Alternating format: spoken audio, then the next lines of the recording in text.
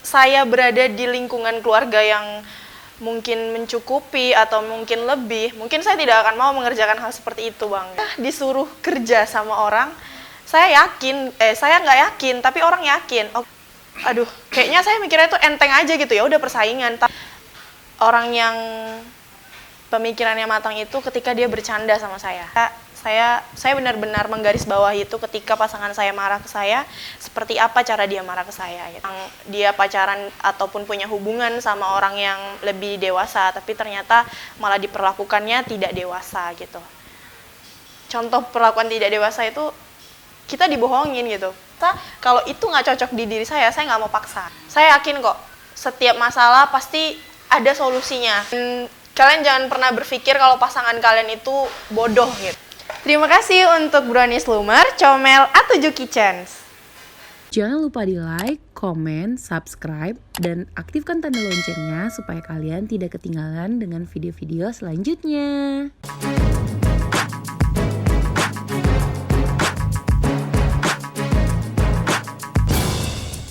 Assalamualaikum warahmatullahi wabarakatuh. Kembali lagi dengan saya, Bang Pelik.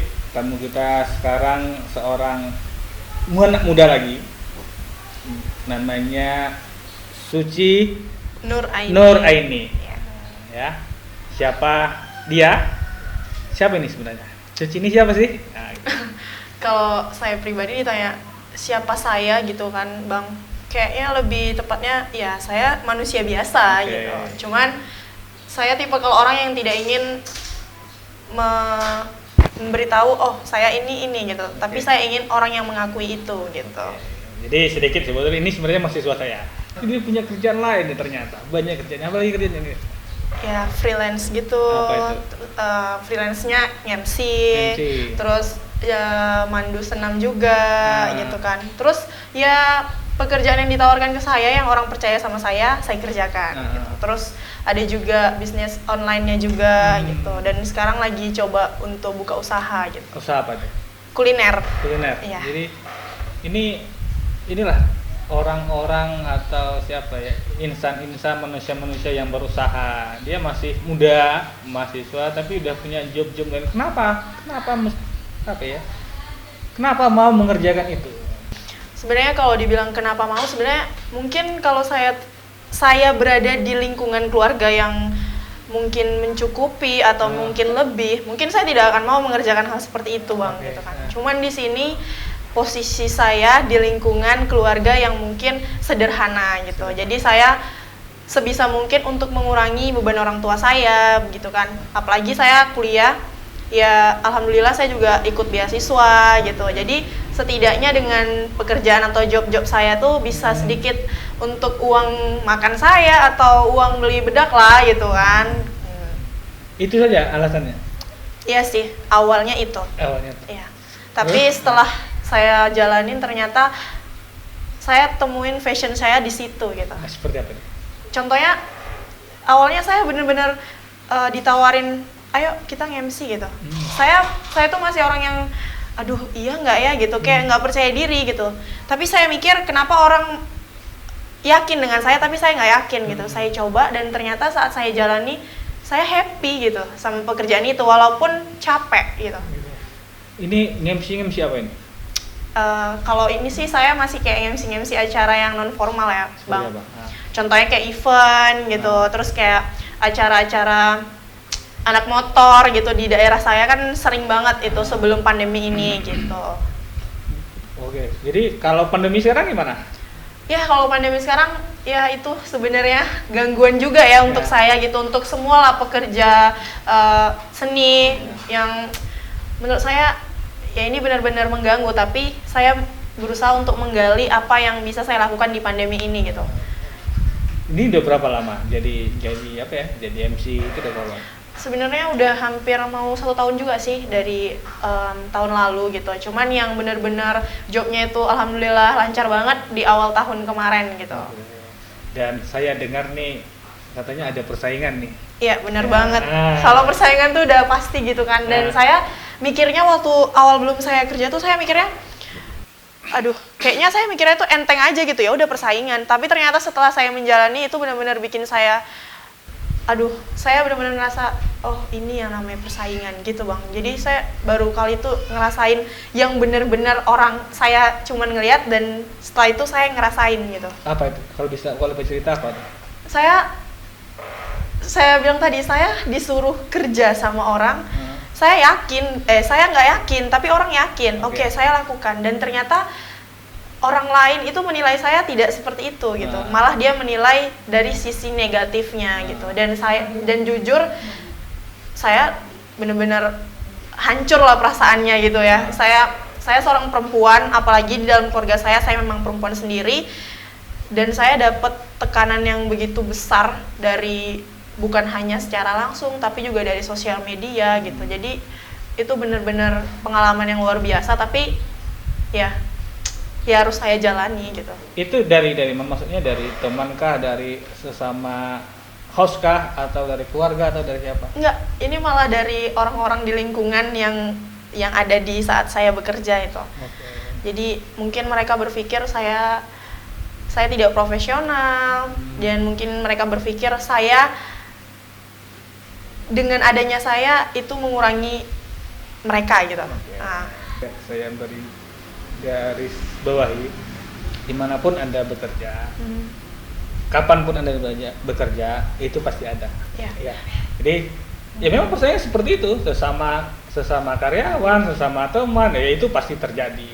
Ini hanya saya katakan hanya sebuah kerikil tajam yang sedang kita lewati. Setelah itu nanti ya dia akan berjalan lurus. Ya, amin. Nah, jadi apa ya, jalani aja profesi Anda, pekerjaan Anda dengan profesional ya. Jadi jangan biarkanlah mereka berkata apa, saya tidak berbuat apa-apa, jalani saja. Jika Anda sudah mulai bermain di media sosial, Anda harus siap dikritik. Ya, kalau mau tidak mau, ini kan profesi saya, ini tidak bisa, Anda sudah melemparkannya di dunia. Ya Anda harus terima itu ya. Lalu kita tinggalkan itu. Saya mau balik tadi, hidup keluarga yang sederhana. Ini seperti apa ini? Sedikit cerita, saya itu 5 bersaudara, saya anak terakhir, dan kami memang menetap di daerah Tapung. Awal keluarga saya itu memang di sana gitu. Dari awal orang tua saya sampai di tahun 2005 atau 2004 keluarga saya itu dapat musibah gitu. Apa itu maksudnya? Bukan uang orang tua, tapi uang yang menjadi tanggung jawab orang tua saya itu dibawa pergi sama orang gitu. Jadi dengan otomatis orang tua saya harus bertanggung jawab dan menjual salah satu asetnya. Nah, kalau kita di daerah Riau, apalagi di tempat saya itu, Bang, aset yang paling terpenting itu sawit. Nah, ya itu. Jadi itu yang dipunya orang tua saya, itu yang dijual. Dan dari situ itulah saya yang seharusnya, mungkin kalau orang berpikir anak terakhir udah pasti enak hidupnya itu, tapi ternyata itu tidak terjadi sama saya gitu. Ya dari situ saya merasakan bagaimana hidup yang sederhana. Dari mungkin awalnya saya minta ini itu mungkin langsung terpenuhi gitu, tapi setelah kejadian itu saya harus bisa lebih mengontrol diri saya. Dari kecil saya harus bisa mengontrol diri saya, gimana saya harus paham dengan keadaan keluarga saya gitu. Dan dengan kondisi sekarang merasa lebih baik tidak? Iya, saya merasa lebih baik. Merasa lebih baiknya bukan hanya dari segi keuangan. Saya tidak menilai itu sebenarnya, tapi saya menilai saya menjadi lebih mandiri. Gitu. Cara berpikir? Yes. Cara bersikap? Yes. Ya, cara mengambil keputusan? Ya. Ya, itu terkadang kejadian itu memang ada hikmahnya. Iya, benar. Kalau mungkin dapat semua dari dulu sampai sekarang, mungkin tidak bakal jadi seperti ini. Iya, benar. Mungkin lebih manja. Ya, jadi itu juga pesannya. Jangan mengeluh, mungkin itu hanya cobaan, tapi itu sebenarnya adalah pelajaran. Ya. Oke, kita sudah selesaikan ini masalah hidupnya, walaupun sedikit. Ya, kalau ada waktu kita cari lagi. Kalau dia mau bercerita, kita mau bercerita sedikit tentang asmara ini. Nah, ini anak muda, ya, masih muda ini. Aduh. Mau cerita asmara? Asmara gimana ya? Saya dengar katanya pernah mengatakan bahwa tua itu, dewasa itu tidak menjadi jaminan. Yes, betul. Seperti apa itu? Menurut saya orang yang bilang jangan pacaran dengan orang yang usianya lebih muda dari kita. Karena kita akan ikut seperti bocah. Tapi menurut saya itu enggak gitu. Tidak semuanya gitu. Karena saya sendiri, pengalaman saya selalu berhubungan dengan orang yang di atas usia saya, tapi saya ngerasa saya nggak happy gitu. Malah banyak banget beban yang harus saya rasain gitu, kayak oh orang dewasa seperti ini gitu. Jadi saya harus ngikutin dia tanpa dia tahu bagaimana kondisi saya gitu. Jadi maunya seperti apa? Saya gimana ya? Kalau dibilang masalah asmara sedikit susah gitu. Cuman ya itu, saya cuman berpikir bahwa usia itu tidak akan menentukan sikap seseorang gitu. Sampai detik ini pun saya berhubungan dengan seseorang pun saya tidak memandang usia dia, tapi saya memandang bagaimana cara dia berpikir, bisakah dia menerima kekurangan saya, mau satu jalan dengan saya, seperti itu. Di mana tuh letak apa ya? Miss-nya di mana? Miss-nya saya merasa kalau orang dewasa itu punya hubungan sama orang yang lebih muda, apalagi perempuannya yang lebih muda, dia jadi merasa bisa, aku bisa kok bohongin dia gitu. Dengan di sini saya orang yang sangat percaya gitu. Jadi dia mungkin merasa ya udah dia nggak akan tahu, dan itu terjadi. Itu terjadi. Yes. Bukan perasaan. Bukan, itu terjadi. Saya merasakan saya punya hubungan, saya harus percaya dengan pasangan saya, seperti itu. Apa mungkin ya yang kita katakan miss tadi membuat dia tuh mungkin menjadi betul-betul dewasa itu apa? Mungkin taruhlah nih ya, usianya masih muda, tapi dia sudah berpikir, sudah bersikap, berperilaku seperti seorang dewasa. Itu apa yang membuat dia bisa sematang itu? Mungkin ini ya. Kalau tadi itu ada dianggap nih sudah cukup usianya, tapi belum matang-matang juga. Ini apa yang membuat ini kok terlambat matang, ini kok cepat matang? Mungkin sedikit lucu kalau saya menilai seseorang, tapi saya menilai orang yang pemikirannya matang itu ketika dia bercanda sama saya. Dari situ saya menilai bagaimana candaan dia ke saya gitu. Dan saya juga menilai bagaimana cara dia bersikap dengan saya. Salah satunya ketika marah. Saya benar-benar menggarisbawahi itu ketika pasangan saya marah ke saya, seperti apa cara dia marah ke saya gitu. Mungkin pandangan orang lain terhadap pasangannya berbeda-beda, tapi di sini saya yakin banyak juga yang merasakan seperti saya, yang dia pacaran ataupun punya hubungan sama orang yang lebih dewasa, tapi ternyata malah diperlakukannya tidak dewasa gitu. Contoh perlakuan tidak dewasa itu kita dibohongin gitu. Kita dibohongin yang seolah-olah kita tuh anak kecil gitu. Itu sebenarnya bukan perilaku yang seharusnya dimiliki sama orang dewasa. Saya pernah mendengar bahwa kalau kita sekali berbohong, maka kita akan terus berbohong untuk menutupi kebohongan pertama, dan itu memang berbahaya. Dan itu yang terjadi sama saya. Ya, semoga tidak terjadi dengan yang lain. Yes. Ya, ini sudah selesai kita cerita suaranya. Ada sedikit ini yang saya dapat info juga. Katanya Suci ini penggemar kaos. Iya, bener banget. Kenapa tuh? Gimana ya? Saya salah satu sebenarnya kalau dibilang saya tomboy, saya nggak tomboy banget gitu. Cuman saya lebih santai aja pakai kaos gitu. Sampai gimana ya? Saya ngerasa tuh baju saya di rumah tuh memang semuanya kaos gitu. Dan warnanya emang yang warna-warna yang cowok pakai gitu. Tapi saya nyaman gitu.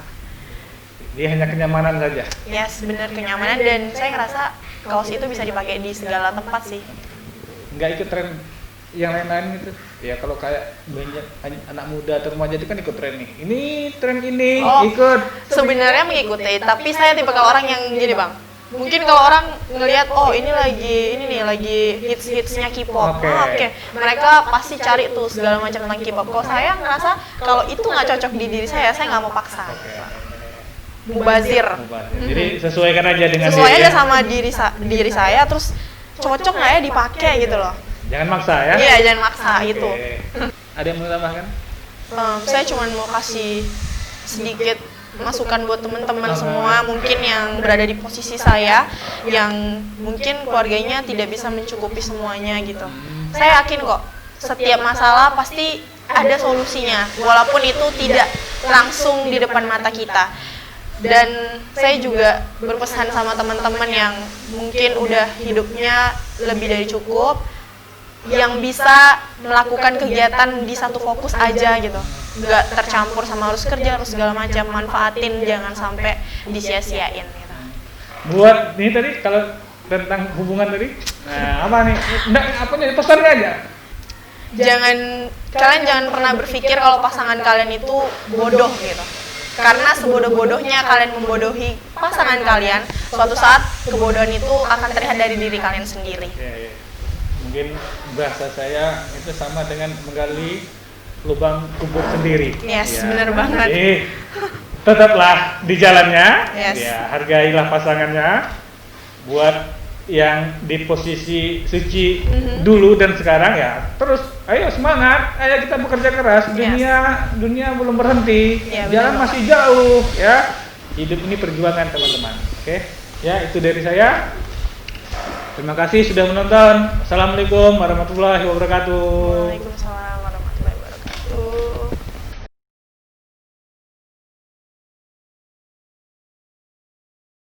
Terima kasih untuk Brownies Lumar, Comel A7 Kitchens.